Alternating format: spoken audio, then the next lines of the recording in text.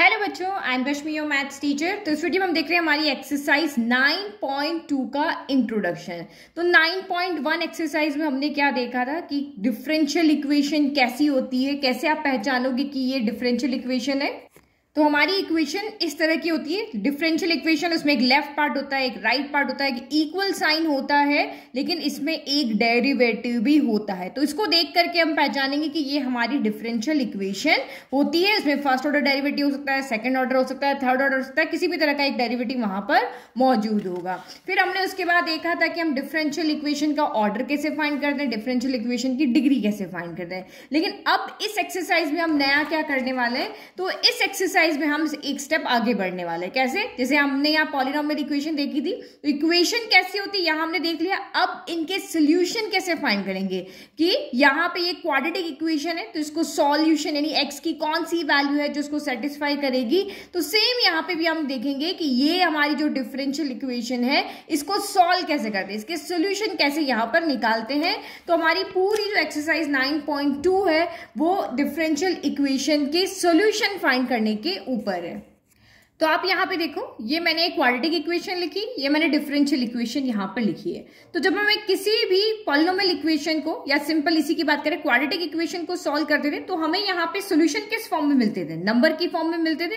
Late के मुझे यहाँ से दो आंसर मिल गए, एक मुझे यहाँ पे 2 मिल गया, एक मुझे 1 मिल गया। तो यहाँ आंसर हमें नंबर की फॉर्म में मिलता था और उस वैल्यू को अगर हम इक्वेशन में पुट करते थे तो हमारा लेफ्ट इक्वल टू यहाँ पे क्या हो जाता था, राइट हो जाता था। जैसे आप यहाँ पे 1 पुट करके देखो तो 1 का स्क्वायर 1, फिर 1 इंटू 3 3 और ये 2 हो गया। तो 2 प्लस 1 3, 3 माइनस 3 0। 2 पुट करके देखो तो ये 4 हो गया, 4 प्लस 2 6 और ये माइनस का 6 0। तो इस तरह से हमें यहाँ पे सोल्यूशन नंबर की फॉर्म में मिलते थे। बट डिफरेंशियल इक्वेशन में ऐसा नहीं होगा कि आपको एक नंबर की फॉर्म में आंसर मिलेगा। यहाँ पे इसका जो सोल्यूशन होगा, जो इस डिफरेंशियल इक्वेशन का सोल्यूशन होगा, वो एक फंक्शन की फॉर्म में होगा। क्या होगा? एक फंक्शन की फॉर्म में होगा। तो डिफरेंशियल इक्वेशन के सॉल्यूशन जो होते हैं वो 2 टाइप्स के होते हैं। यहां पर आपको पर्टिकुलर सॉल्यूशन मिलेगा। जब भी आपकी ये क्वाड्रेटिक इक्वेशन आएगी तो यही इसके यूनिक सॉल्यूशंस होंगे। इन 2 नंबर के अलावा इस इक्वेशन का कोई भी सॉल्यूशन यहाँ पे नहीं होगा।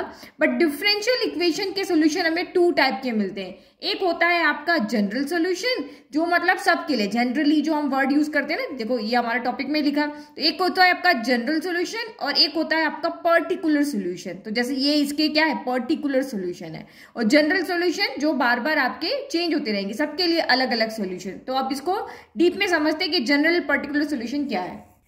तो जनरल सॉल्यूशन यहाँ पे क्या होता है कि आपको जैसे ये इक्वेशन दी हुई है तो सबका सॉल्यूशन डिफरेंट डिफरेंट आ रहा है। कोई एक यूनिक सॉल्यूशन नहीं है जो हम कह सके कि भाई यही इसका सॉल्यूशन है, इसके अलावा इसका कोई सॉल्यूशन नहीं, जैसे हम यहाँ कह रहे हैं।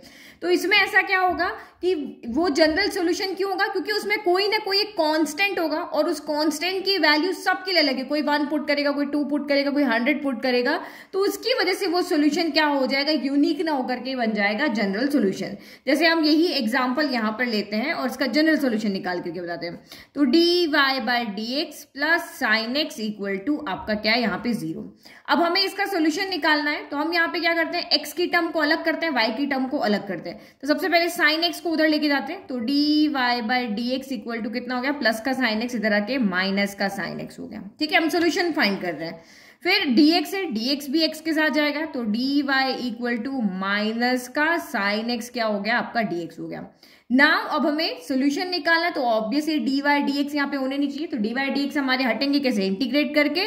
तो नाउ इंटीग्रेटिंग, जब हम x एंड y को अलग अलग कर देंगे उसके बाद हम यहाँ पे क्या करेंगे, इंटीग्रेशन करेंगे। तो लेफ्ट में भी इंटीग्रेशन करेंगे और राइट में भी हम यहाँ पे क्या करेंगे, इंटीग्रेशन करेंगे। ठीक है, तो dy का इंटीग्रेशन क्या हो गया, y हो गया। फिर equal to minus integration of sine x क्या होता है, तो इंटीग्रेशन ऑफ साइन एक्स होता है हमारा माइनस का कॉस एक्स होता है। और इंटीग्रेशन करने के बाद ये आपका इनडेफिनेट है तो यहाँ पे प्लस सी कांस्टेंट भी आएगा। भाई अपर लिमिट लोअर लिमिट नहीं है ना, तो सी तो आएगा ही। तो y इक्वल टू आपका माइनस माइनस प्लस, तो कॉस एक्स प्लस क्या हो गया, यहाँ पे c हो गया। तो ये c यहाँ पर क्या है, एक आर्बिट्री कांस्टेंट है। तो आर्बिट्री कांस्टेंट जैसे ही आएगा, तेरा आंसर, मेरा आंसर, उसका आंसर, सबका आंसर डिफरेंट है। कोई यहाँ c की वैल्यू 1 पुट करेगा, कोई 2 पुट करेगा, कोई 3, कोई 4, कोई भी यहाँ पे वैल्यू पुट करेगा। वैल्यू पुट करते ही ये आपका यहाँ पर क्या हो जाएगा, चेंज होगा। अब इसका ग्राफ बनाओगे तो वो सारा का सारा इस वैल्यू पे डिपेंड करेगा। सी की वैल्यू सबके लिए अलग अलग है, तो ग्राफ भी सबका क्या होगा, अलग अलग। तो सी यहाँ आर्बिट्री कांस्टेंट है, सी के होने की वजह से एक जनरल सॉल्यूशन है, एक यूनिक सॉल्यूशन नहीं है, कोई पर्टिकुलर सॉल्यूशन नहीं है, जनरल है, क्योंकि ये सारी वैल्यूज को यहाँ पर सी के लिए एक्सेप्ट कर रहा है। ठीक है, तो समझ में आ गया। तो जब भी आपको आपके सॉल्यूशन में सी मिल जाता है, तो एक आर्बिट्री कांस्टेंट वहां पे मिल जाता है, दैट मीन्स आपका यहाँ पर क्या हो गया, वो एक जनरल सोल्यूशन हो गया। अब आप देखो, ये आपकी डिफरेंशियल इक्वेशन है, ये इसका सोल्यूशन है। ये डिफरेंशियल इक्वेशन का आपने सॉल्व करके उसका सोल्यूशन लेकर आए, ठीक है। अब आप अगर आप इसका फिर से डिफरेंशिएशन करोगे तो फिर से आपको यहाँ पे क्या मिल जाएगी, ये इक्वेशन मिल जाएगी। ये एक फॉर्म है जो आपको 9.3 का इंट्रोडक्शन समझने में काम आएगी। ये देखो इस तरह से कि डिफरेंशिएशन इक्वेशन है, आप उसको किसी भी प्रोसीजर से उसका सोल्यूशन फाइंड कर रहे हो तो वो आपकी इक्वेशन की फॉर्म में आ रहा है, y equal to F x, general solution की फॉर्म में आ रहा है। अगर आप इसका फिर से डिफरेंशिएशन करते हो तो हमें यहाँ पे डिफरेंशियल इक्वेशन मिल जाती है। देखो डिफरेंशिएशन करो, इसका डिफरेंशिएशन क्या होगा, y का डिफरेंशिएशन हो जाएगा dy/dx हो जाएगा। cos x का डिफरेंशिएशन क्या होता है, तो cos x का डिफरेंशिएशन हो जाता है हमारा माइनस का साइन एक्स हो जाएगा। और कांस्टेंट का डिफरेंशिएशन क्या होता है, 0, माइनस का साइन एक्स इधर भेजोगे तो वापस का प्लस का साइन एक्स हो जाएगा। तो ये एक तरीका होता है कि डिफरेंशियल इक्वेशन के सॉल्यूशन है, उसका फिर से डिफरेंशिएशन करते हो तो हमें डिफरेंशियल इक्वेशन मिल जाती है। ठीक है, अब देखते हैं हमारा पर्टिकुलर सॉल्यूशन क्या होता है। तो ये डेफिनेशन देखो, the solution which contains arbitrary constant, कोई भी सॉल्यूशन जिसके अंदर एक आर्बिट्री कांस्टेंट है तो हम उसको जनरल सॉल्यूशन कहते हैं उस डिफरेंशियल इक्वेशन का। तो पर्टिकुलर सॉल्यूशन में उसका उल्टा कि वहां आर्बिट्री कांस्टेंट नहीं होगा, तो यहाँ पे पर्टिकुलर सॉल्यूशन में क्या हो गया, the solution free from arbitrary constant, जिसमें कोई भी आर्बिट्री कांस्टेंट नहीं होगा तो उसको हम यहाँ पर्टिकुलर सॉल्यूशन कहेंगे। तो आर्बिट्री कांस्टेंट कैसे नहीं होगा, तो आपको जैसे कहेंगे कि आप इस डिफरेंशियल इक्वेशन का सॉल्यूशन फाइंड करो एट कोई वैल्यू दे देंगे, एट 2 पे फाइंड करो, एट आप 3 पे फाइंड करो, तो हम पहले उसका जनरल सॉल्यूशन निकालेंगे, फिर हम यहाँ पे कांस्टेंट की वैल्यू को पुट कर देंगे। तो अब इसमें कोई भी आर्बिट्री कांस्टेंट नहीं रहेगा, तो वो उस डिफरेंशियल इक्वेशन की उस पॉइंट पे क्या होगी, एक पर्टिकुलर वैल्यू होगी। जैसे सेम क्वेश्चन को ही हम यहाँ पे लेते हैं, तो इस पर्टिकुलर सॉल्यूशन में क्या होगा, तेरा मेरा सबका सॉल्यूशन एक ही आएगा। जैसे हमने वही एग्जांपल यहाँ पे लिया कि dy/dx plus sine x equal to 0, ये हमारी डिफरेंशियल इक्वेशन है। तो इस डिफरेंशियल इक्वेशन का जब हमने यहाँ पे सॉल्यूशन फाइंड किया था तो वो इक्वेशन के फॉर्म में आएगा, y equal to F X की फॉर्म में क्या आया था, y equal to cos X plus C आया था। तो यही हम रख लेते, जब इसका सॉल्यूशन किया तो क्या आया, y equal to cos X plus C आया। अब हमें यहाँ पे मान लो कि x और y की कोई वैल्यू यहाँ पर गिवन है, ये हमारा सॉल्यूशन है ना, सॉल्यूशन है। अगर इसमें ये तो कांस्टेंट है, x और y की हमें कोई वैल्यू दी हुई कि भाई ये x की वैल्यू, ये y की वैल्यू, और इसमें पुट कर देते हैं, हाँ, तो by putting value of x and y, हमने x एंड y की वैल्यू पुट किया, लेट c इक्वल टू 5 आ रहा है, let c equal to 5, x and y की putting value of x and y after solution, ठीक है, after solution put करके हमने इसको सॉल्व किया और सॉल्व करके हमारा लेट की c इक्वल टू 5 आ गया। तो अब इसको इसमें पुट कर दो तो y इक्वल टू क्या हो जाएगा, cos x प्लस आपका 5 हो गया। ठीक है, तो ये जब भी आप, ये तो आपका जनरल सॉल्यूशन है। अब आपने इसमें ये पॉइंट जो भी दिए थे आप पुट किया और c इक्वल टू 5 आ गया, पुट कर दिया, तो x एंड y की वैल्यू पुट करने पर सबके लिए c यहाँ पर 5 ही आएगा। तो इस पॉइंट के ऊपर इसका जो पर्टिकुलर सॉल्यूशन है वो क्या होगा, यहाँ पर ये हो जाएगा। तो ये जनरल सॉल्यूशन और आर्बिट्री सॉल्यूशन में या जनरल और पर्टिकुलर सॉल्यूशन में डिफरेंस है कि जनरल में आपको कोई पॉइंट नहीं दिया होगा, आप वो कांस्टेंट c की फॉर्म में रखोगे, लेकिन यहाँ पे आपको पर्टिकुलर कोई पॉइंट दिया होगा जिसके ऊपर आपको कांस्टेंट की वैल्यू आप निकाल पाओगे, तो वो जनरल सॉल्यूशन हमारा पर्टिकुलर सॉल्यूशन में चेंज हो जाएगा। तो ये आपका यहाँ पर क्या हो गया, पर्टिकुलर सॉल्यूशन, और ये आपका यहाँ पर क्या हो गया, जनरल सॉल्यूशन। ठीक है, तो एक एग्जांपल देखते हैं कि 9.2 एक्सरसाइज में आपको किस तरह के क्वेश्चन मिलेंगे। तो आपको वहां पे एक डिफरेंशियल इक्वेशन दी होगी, एक आपको यहाँ पे फंक्शन दिया होगा, ये फंक्शन है, ये डिफरेंशियल इक्वेशन है।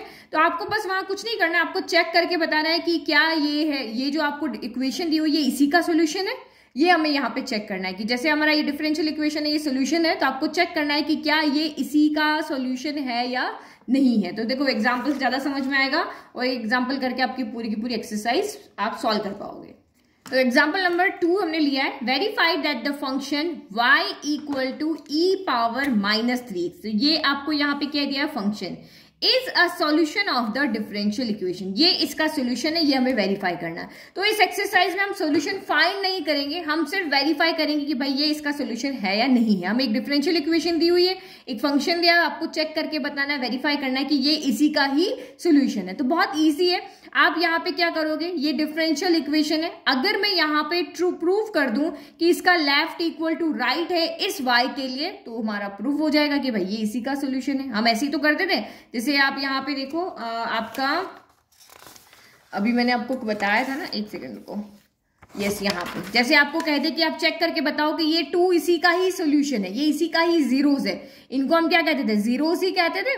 तो ये इसका सॉल्यूशन है, तो आप क्या करोगे, x equal to 2 left hand side में पुट करोगे, अगर लेफ्ट इक्वल टू राइट आ रहा है तो ये इसका सॉल्यूशन है। अगर आपको इसके लिए कहे तो ये 1 पुट करोगे लेफ्ट में, ट्रू शो कर दोगे कि लेफ्ट इक्वल टू राइट है। अगर x इक्वल टू 3 रखोगे और उसमें देखोगे कि लेफ्ट राइट के इक्वल नहीं आ रहा है, दैट मीन्स वो इसका सॉल्यूशन नहीं है। तो सेम यहाँ पे भी हम यही करने वाले हैं, हम y से यहाँ पे क्या करेंगे, इसका सिंगल डिफरेंशिएशन, 1 टाइम डिफरेंशिएशन करेंगे, dy बाई dx आ जाएगा, 2 टाइम डिफरेंशिएशन करेंगे, ये आ जाएगा, इसमें y की वैल्यू यहाँ से पुट कर देंगे, सारी वैल्यू को पुट करके लेफ्ट हैंड साइड को सॉल्व करेंगे और हम शो कर देंगे कि हमारा राइट हैंड साइड यहाँ पे आ रहा है। ठीक है, तो सबसे पहले देखते हैं हमारी इक्वेशन क्या है। तो given equation is y equal to e power -3x। अब ये इसका LHS लेना है, तो ये दोनों, इसमें y की वैल्यू हमारे पास है, इन दोनों की वैल्यू हमें चाहिए। तो फर्स्ट ऑर्डर डेरिवेटिव निकालते हैं। तो नाउ डिफरेंशिएट इट, तो dy बाई dx कितना आ जाएगा, तो d बाई dx ऑफ कितना हो जाएगा, d by dx of e की पावर -3x हो जाएगा। तो d by dx of e की पावर x क्या होता है, तो e की पावर x ही होता है। अब इसके बाद आप क्या करोगे, जो इसकी पावर में है उसका फिर से हम डिफरेंशिएट करेंगे, तो -3 तो आगे चला जाएगा और d by dx of x क्या होता है, 1, तो यानी कितना आया, -3 e की पावर -3x आ रहा है। इजी। नाउ अब आपको d2y अपॉन dx2 निकालना है। तो d2y अपॉन dx2 कैसे निकलता है कि आप इसका फिर से डिफरेंशिएशन करोगे, d बाई dx किसका करोगे, dy बाई dx का है, ऐसे ही निकलता है। तो ये आपका यहाँ हो गया -3 d by dx of dy by dx कितना, ये है -3 हमने आगे ले लिया और d बाई dx हमने किया e की पावर -3x का। तो d by dx of e की पावर -3x कितना था, यही आ रहा था। तो ये देखो -3 एक हमारे पास पहले से, एक -3 इसका डिफरेंशिएशन से आएगा और e की पावर -3x हो गया। तो माइनस माइनस प्लस 3 3 9 e की पावर -3x हो गया। नाउ अब आप यहाँ पे ले लोगे लेफ्ट हैंड साइड। तो इस इक्वेशन की लेफ्ट हैंड साइड यहाँ पे क्या है, d2y over dx2 plus dy by dx -6y। Value put करो, d2y ओवर dx2 की वैल्यू क्या है, तो 9 e की पावर -3x है। फिर dy बाई dx की वैल्यू क्या है, तो -3, तो प्लस माइनस माइनस हो गया, तो -3 e की पावर -3x। फिर -6 एज इट इज, y की वैल्यू पुट करो, e की पावर -3x। तो इसको सॉल्व करो, ये आपका 9 है, 9 रह गया, ये पॉजिटिव है ना, एज इट इज लिख दिया। तो 9 e की पावर -3x, माइनस माइनस क्या होता है, प्लस होता है। तो 6 प्लस 3 क्या हो गया, 9 e की पावर -3x। तो माइनस माइनस प्लस हो गया, लेकिन साइन नेगेटिव आ गया क्योंकि दोनों नेगेटिव है। तो देखो 9 e की पावर 3x से 9 e की पावर 3x कैंसिल हो गया, कितना आ गया, 0। और यही हमारा यहाँ पे क्या है, राइट हैंड साइड है। तो हमने शो करके दिखा दिया कि भाई आपने जो फंक्शन हमें दिया था वही इसका सॉल्यूशन है। हमें सिर्फ ये शो करना था कि इसका सॉल्यूशन है। तो आप अपने फंक्शन को जो इक्वेशन है उसकी फॉर्म में चेंज करो, वैल्यू पुट करो और अपना काम यहाँ पे कर लो। हमेशा शो होगा, अगर आपका नहीं शो हो रहा दैट मीन्स आपने कोई ना कोई कैलकुलेशन में मिस्टेक यहाँ पर किया है। तो पूरे की पूरी 9.2 एक्सरसाइज बिल्कुल ऐसी है कि जहां हम वेरीफाई कर रहे हैं कि जो फंक्शन दिया है वही उसका सोल्यूशन है या नहीं है। तो इस वीडियो को देख करके आप पूरी एक्सरसाइज सॉल्व कर सकते हो। ये एक सिंपल सा सोल्यूशन आपके सारे क्वेश्चन को करवा देगा। तो वीडियो पसंद आया तो आप वीडियो को लाइक, चैनल को सब्सक्राइब और नोट्स का लिंक डिस्क्रिप्शन में दिया हुआ है। Thank you.